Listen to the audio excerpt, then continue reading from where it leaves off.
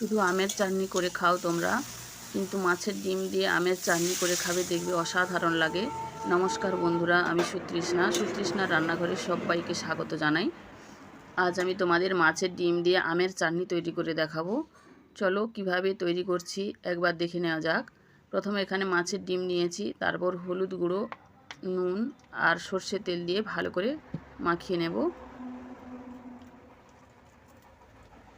এইভাবে ভালো করে মাখিয়ে নেব।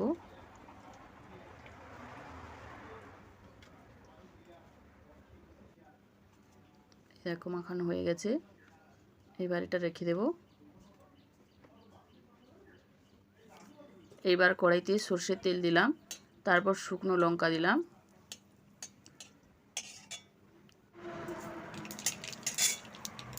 এরপর সর্ষে ফোড়ন দিলাম, তারপর আম কেটে রেখেছিলাম আম দিয়ে দিলাম, নুন দেব স্বাদ মতো,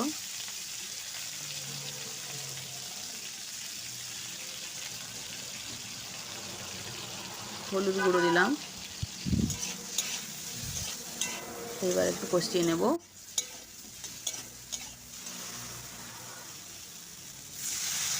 জল দিয়ে দিলাম।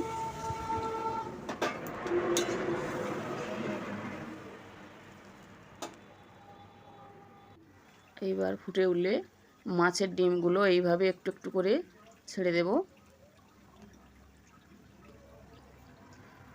জল ফুটলে দেবে, না হলে দেবে না। এইভাবে জলটা ফুটলে একটু একটু করে ছেড়ে দিতে হবে। তোমরাও বাড়িতে এইভাবে একবার ট্রাই করে দেখো, খুবই ভালো লাগবে খেতে এই রেসিপিটি।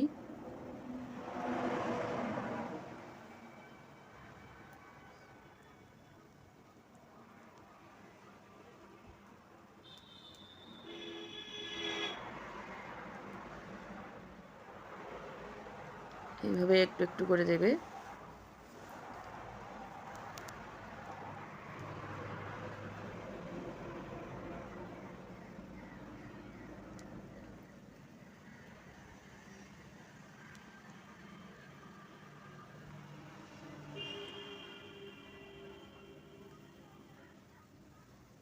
তোমরা শুধু আমের চাটনি করে খাও, তবে এইভাবে মাছের ডিম দিয়ে, যে কোনো মাছের ডিম, এটা আমাদের রুই মাছের ডিম ছিল, যে কোনো মাছের ডিম দিয়ে তোমরা এইভাবে চাটনি তৈরি করে খাবে, দেখবে খুবই ভালো লাগবে খেতে রেসিপিটি।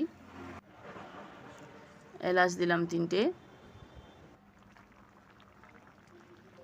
এইবার চিনি দিয়ে দেব।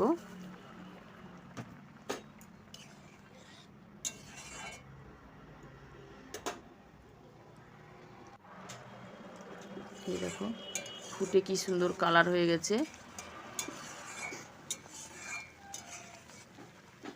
মাছের ডিম দিয়ে আমের চাটনি রেডি হয়ে গেছে। এই দেখো দেখতেও দারুণ হয়েছে, খেতেও অসাধারণ লাগে। তোমরা বাড়িতে একবার ট্রাই করো, দেখবে খুবই ভালো লাগবে। আর রেসিপিটি যদি ভালো লাগে প্লিজ একটি লাইক আর সাবস্ক্রাইব করে দিও। আর ভিডিওটি এইখানে শেষ করব। পরের একটি রেসিপি নিয়ে আবার হাজির হব তোমাদের কাছে। ততক্ষণে সবাই ভালো থেকো, সুস্থ থেকো। ধন্যবাদ।